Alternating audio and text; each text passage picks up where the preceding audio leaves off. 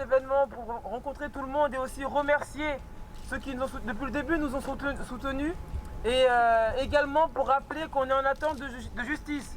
Et pour vous dire que Théo va bien, donc il est là. Nous sommes en mesure maintenant de parler parce qu'on a récupéré un peu plus. Donc merci à ceux qui sont déplacés. C'est pas la première fois que depuis que je suis sorti de l'hôpital, je viens à une de mes manifestations. Ça fait plaisir. En tout cas, ça c'est une chose. Aujourd'hui, on attend toujours la justice. Nous et tous les gens qui sont derrière moi. Concernant le pardon à la police, qui a été dit dans cette semaine à l'interview, il faut que vous sachiez une chose. Moi, je me dis croyant. Et Dieu m'ordonne de pardonner. Donc moi, je dois pardonner. C'est pas parce que moi j'ai pardonné que vous devez les pardonner. Cela étant dit, sachez que même ma famille à moi n'a pas pardonné la police. C'est pour vous dire à quel point on est remonté. Tout le monde a sa justice. Il ne faut pas croire que maintenant qu'on nous a pardonné, on a tout oublié. Rien n'est oublié, bien au contraire. On attend tous la justice de pied ferme. Aujourd'hui, si on est réunis aujourd'hui, c'est pour vous dire que Dieu merci, je vais bien. Je peux encore vous remercier. Il y en a d'autres qui ne peuvent pas le faire. C'est ça qu'il ne faut pas oublier. Là, qui sont partis dans des circonstances assez bizarres. Donc, ils sont partis sous le coup de la police. Aujourd'hui, il y en a d'autres qui sont frappés, mais qui ne sont pas filmés. Voilà pourquoi aujourd'hui, moi, j'en ai exprimé en leur nom. Aujourd'hui, il y en a qui se font frapper par la police, et ça reste encore dans l'inconnu. Mais comme ils ont vu que moi, j'ai été assez audacieux pour aller dénoncer ça, eux aussi, ils trouvent la force pour aller dénoncer ça. Il faut que ça continue comme ça. Le but, c'est que tout le monde aille du même sens, et que tout soit fait et que les choses changent. Il faut savoir qu'en famille, en tout cas, on mène un combat très difficile au quotidien et qu'on n'a pas du tout l'intention de rester là. On attend toute la justice le plus tôt possible. On vous tient au courant concernant l'affaire, mais sachez que les choses avancent et qu'on ne laisse pas passer les choses comme ça. En tout cas, merci à tous et un grand merci à tout le monde qui est venu pour moi aujourd'hui. Ça me fait très plaisir. Merci. Pour la famille, sachez que pour nous c'est assez compliqué parce qu'on n'est pas préparé. Et on n'oublie pas Ziad Bouna, on n'oublie pas. On n'oublie pas Adama Traoré aussi. On n'oublie pas parce que c'est des personnes qui aujourd'hui sont dans la souffrance. Il y a quelqu'un qui est parti. Et ça, c'est important de le rappeler. On n'oublie pas tous les autres. Amadou Koumé, notamment aussi. Tous ceux qui sont partis et pour qui aujourd'hui on mène la bataille. Et pour qui on ne pardonne pas. C'est pour ça qu'on le répète, il faut que vous l'entendiez. On ne pardonne pas. On n'oublie pas aussi une pensée pour la famille Yacine, décédée dans des circonstances étranges. Et on se bat aussi pour eux. Aujourd'hui, si on est là, c'est parce que la police se permet des choses. Ils sont autour de nous. Il y en a qui sont des bons policiers, bien sûr. On le reconnaît. Mais parlez dans ce cas-là. Parce que quand vous vous taisez, eh ben c'est l'amalgame que vous nourrissez. Vous vous taisez, les autres tuent. Et vous acceptez ça, donc vous êtes complices. Et si vous n'êtes pas complices, et je parle fort pour que vous m'entendiez bien, vous les policiers, vous êtes complices quand vous vous taisez. Donc ceux qui sont bons, soi-disant, il faut ouvrir sa bouche et dire non. Il faut dire non. Et aujourd'hui, on ne pardonne pas. Aujourd'hui, on est là pour vous le rappeler qu'on est tous des citoyens français, noirs, blancs, arabes, chinois. On est citoyens français, que ça vous plaise ou non, et on le restera. Parce que ce qui est arrivé, c'est inacceptable. C'est inacceptable que ça se passe, en plus, en plein jour, dans un quartier où il y a du monde. Quand on a un uniforme et qu'on dit que son métier, on l'aime bien, eh ben on respecte son uniforme. On respecte le code de déontologie de la police. Quand on entre dans ce genre de métier, c'est pour protéger, c'est pas pour tuer. Ceux que vous tuez, c'est ceux que vous êtes censés protéger. C'est pas pour violer. Théo, c'est un citoyen français qui n'avait rien fait. Et qui n'a rien fait d'ailleurs. Aujourd'hui, on dit qu'il s'est fait violer par un dealer, par des dealers du quartier. Mais qu'est-ce qu'on nous raconte? À un moment, c'est à nous de dire stop.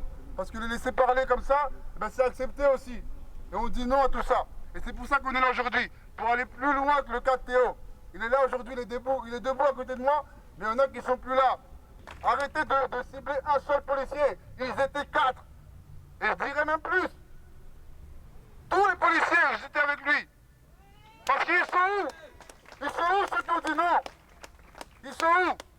Je parlais fort, j'espère que vous m'entendez. Vous êtes où? Vous n'avez pas refusé, il n'y en a aucun qui est parti dire c'est grave, si ce n'est un seul. Dans le commissariat d'Aulnay-sous-Bois, aujourd'hui on n'entend plus parler de lui. J'espère qu'il va bien. J'espère qu'il va bien, parce que j'entends plus parler de lui. Et dernière nouvelle de l'affaire, c'est que tiens, tous les policiers dans les sous-bois ont témoigné en faveur des 4 policiers. Ben voilà, et après on nous dit faites pas d'amalgame. Vous voulez pas qu'on fasse d'amalgame? Ah ben commencez à arrêter d'en faire dans les quartiers. Il n'y a pas que des voyous dans les quartiers. Arrêtez de faire des amalgames et on arrêtera aussi. Désormais ce sera comme ça. Donc voilà, je suis désolé, je suis remonté, et mon petit frère il aurait pu mourir il y a 9 mois. On doit vraiment s'interroger sur son rôle sur Terre. On n'est que de passage. On peut entendre réfléchir ça à 22 ans. Dire que voilà, effectivement, ça fait on l'a. Les victimes de violences policières. On veut qu'ils arrêtent cette justice à 2 vitesses. Sans compter les violences physiques. C'est un combat de toute la société entière. Ben, mais ça à faire passer, c'est que on attend la justice de pied ferme. C'est pas parce que vous avez vu que j'ai pardonné que j'attends plus la justice. Loin de là. Je pardonne pour avancer comme mes frères et mes sœurs vous l'ont dit. Parce que je ne dois pas m'attarder sur ce qui s'est passé, sinon je ne vais jamais le vivre. C'est une chose que je vais vivre avec toute ma vie. Donc le cicatriser le plus vite possible, ce sera le mieux pour moi. Voilà, on est là pour la justice et que l'État fasse son travail de la meilleure des manières. Ben, on espère une décision ferme, exemplaire pour les 4 policiers. Parce qu'ils m'ont acheté à 4, ils m'ont frappé à 4, ils m'ont craché dessus à 4. Peut-être qu'il n'y en a qu'un seul qui m'a violé, mais les 3 autres ont cautionné. Donc par conséquent, on attend une justice pour les 4 policiers. Donc j'espère qu'on va être ferme, et définitif et exemplaire. Comme ça, les autres policiers aussi, lorsqu'ils vont venir, il faut savoir qu'il y a des lois à respecter lorsqu'on est policier. Je suis ému, franchement, je suis ému, ça fait très plaisir. C'est pas la première fois que moi je vois ça en vrai. Habituellement, j'étais à l'hôpital où on me disait par des amis. Là, je suis là en vrai et c'est vrai que ça fait quelque chose. C'est très important que le soutien soit toujours présent pour être derrière moi parce que sans ces gens-là, je ne serais sûrement pas là aujourd'hui. Ça aurait été une autre épreuve que j'aurais dû vivre. Je suis une personne qui, j'espère, qui va servir d'exemple.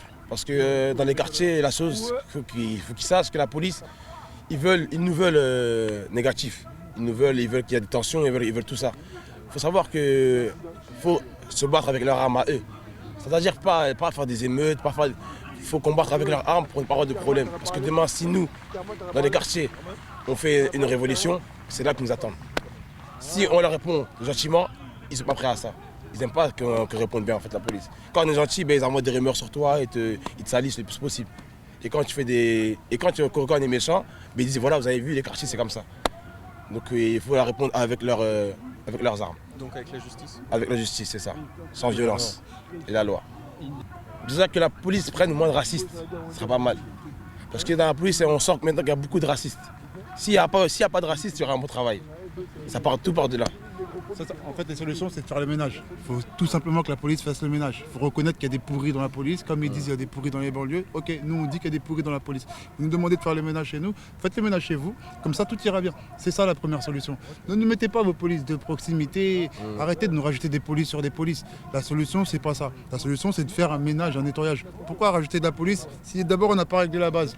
La base, c'est le problème de base, c'est le racisme. Et c'est les mecs que vous recrutez et que vous ne formez pas par-dessus tout. Et en plus, vous les envoyez sur des terrains difficiles. Donc ne vous étonnez pas que quand vous faites un cocktail explosif, ça explose à un moment. Parce qu'en face de vous, vous avez des hommes qui ont aussi la liberté de circuler. Et oui, ça existe. On a le droit de circuler dans les quartiers. Et malheureusement pour nous, on tombe sur des policiers qui, eux, n'acceptent pas qu'on circule parce qu'on est, voilà, on donne mal peut-être, on représente une partie de la population qui n'aime pas voir. Et ça donne ce genre de choses-là. Donc police de proximité, police de ce que vous voulez, supermarché, ça reste une police et ça va encore ramener les mêmes problèmes si vous voulez. Ça ne changera rien au problème en fait. Ben, comme vous pouvez le voir, on tient le coup.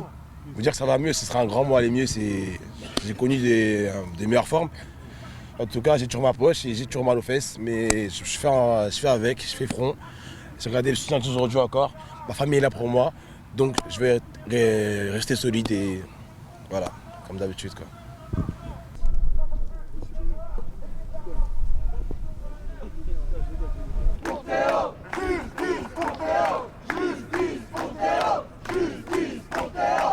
Et on est là parce que, en tant que famille de victimes, qui avons perdu un proche à la suite d'une opération policière, aujourd'hui, la chance qu'on a, c'est que Théo est là pour en témoigner mais on voudrait que la justice puisse avancer pour son cas, mais qu'elle puisse avancer pour tous les autres cas de familles qui ont perdu un proche à la suite d'une opération policière, et ne pas oublier ces familles qui sont dans l'anonymat, qui sont là à réclamer encore et encore justice à cette jeunesse qui est systématiquement stigmatisée, qui est systématiquement violentée et qu'on n'entend pas.